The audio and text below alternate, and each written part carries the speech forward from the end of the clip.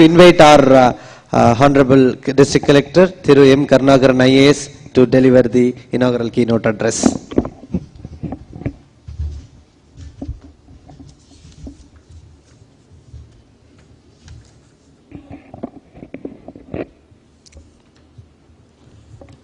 Respected Mr. Sivakumar, Chief Executive Officer, ICT Academy, and most renowned educator, Dr. A.K. Gumraguru, Vice Chancellor, Mananmaniyam Sundaranar University, respected Mr. Velmurugan, IAS Executive Vice Chairman of Tamil Nadu Industrial Guidance and Export Promotion Bureau, various representations from the educational institutions, learned professors, and various delegates of this distinguished summit by the ICT-ACT and other distinguished invitees, press and friends. I am very happy to present before you in this ICT-ACT Educator Summit.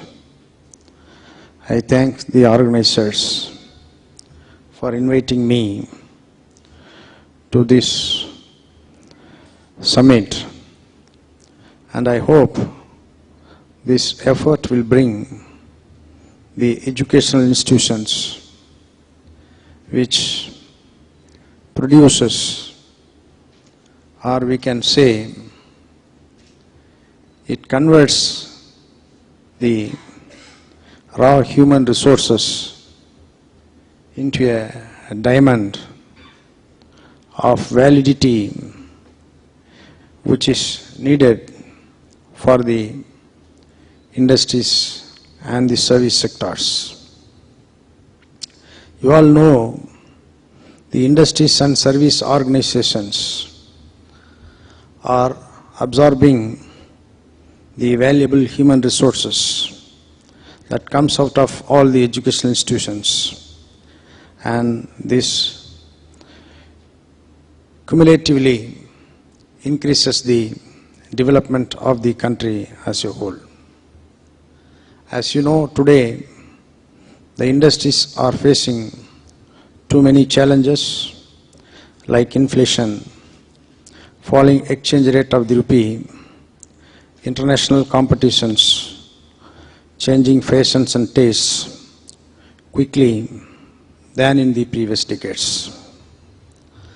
Hence, employers in the industries and the service sectors look for professionals who can fit for the current changes in the world, adapt themselves to the changing circumstances, and equip them to the higher standards expected by the employers. Our education system in schools are designed in such a way that the students have to score more marks in the examinations by memorizing questions and answers. It does not pave the way for testing the knowledge and understanding of the various concepts learned by the students. Our system is not testing the reasoning ability, the ability to understand, the ability to explain, and the ability to logically deal with the different subjects. I recently read a newspaper yesterday that more than 50% of the students failed to make a pass in the first semester in various engineering colleges in our state, including those students who are in the most top-ranked institutions. This shows the hollowness, the weaknesses of our education system, since the school level, primary school level, and the system of education in high school and higher secondary schools is not far different from that of the primary education system. This weakness leads to difficulties in developing them completely to suit for the requirements of the modern world. Therefore, the educators and policy makers should try for educational reformation from the grassroots level, from the first standard itself. When I was working in a district, I happened to sit in an interview in which 300 persons appeared for the interview. All of them are mostly BSc computer applications, BE, IT, something like that. Most of them belong to this 30 plus category, up to 40, less than 40 or above 30. And all these 300 candidates, they have appeared for the interview for a post of data entry operator, which gives a salary of only rupees 7,500 as a consolidated pay. You imagine that there is a different status for some people and a different status for some other people. Those who have more acumen, skills, and they are absorbed in the higher paid jobs, and those in the lowest category could not even find employment, and they are running from pillar to post. There is a sizable number of students who are running from pillar to post, and this category is increasing day by day.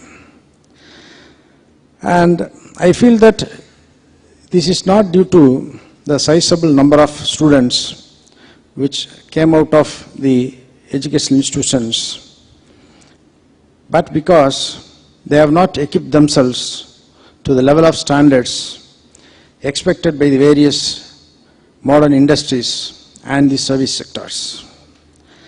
As you know, there has been a policy of proliferating of engineering institutions without application of mind to match the demand and supply. Privatization of higher education led to the development of various grades like grading of paddy into mota, fine, superfine, and so on. Not only like this, but also the cost of higher education has increased manifold, which is beyond the reach of the common man. The poor and middle class, they are the rich sufferers of the privatization of higher education, which the country will suffer in the long run. Industries and service sectors need to clearly define the career prospects like salary, promotion opportunities, perks, and all pecuniary and non-pecuniary benefits in order to attract the high-quality persons and young graduates. Representatives from various industries, I appeal to you to clearly come open and explain what are the benefits even before you make an advertisement. Most of the advertisements I am seeing in the newspapers, they clearly mention the qualities of the persons they are expecting. What is the graduate, what type of study he has to make, what is the experience he has to have. So what are the qualities expected from a person is explicitly and clearly advertised. But not the, what is the salary, what is the perks, whether you provide housing facilities, whether you provide PF. All these things are very silent, and it should be, I feel that it should be open, and then only much skilled persons will come to you. Much of the outputs of IITs and other top-level institutions still search for employment opportunities in the Western countries so as to earn more money. There is a big hue and cry all over the country about whether this is a brain drain or brain gain. You may all very well know about these things. The industries and service sector organizations has to change themselves from the level of poor salary and wages to rich or higher level of wages and salaries.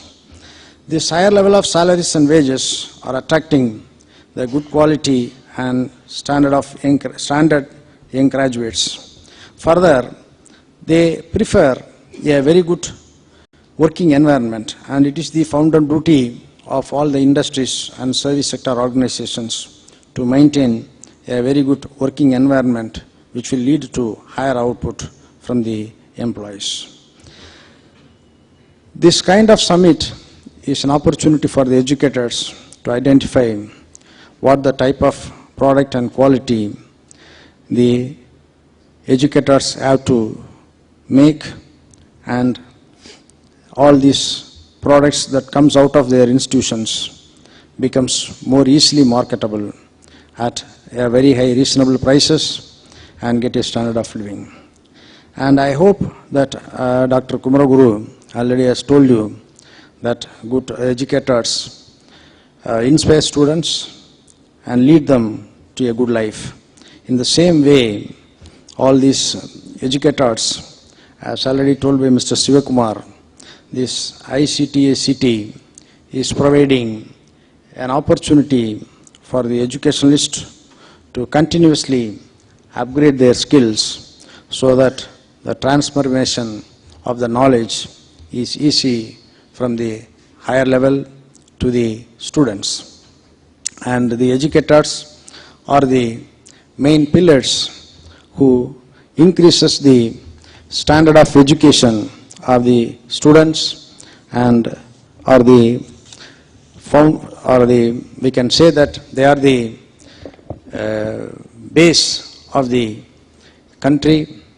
From them, everything spreads to everywhere, and I feel this summit will really provide you valuable inputs, and I wish them success, and I thank you for choosing this Tirunelveli as a place for this Bridge Summit, this 14th edition, and wish you all the best. Thank you very much.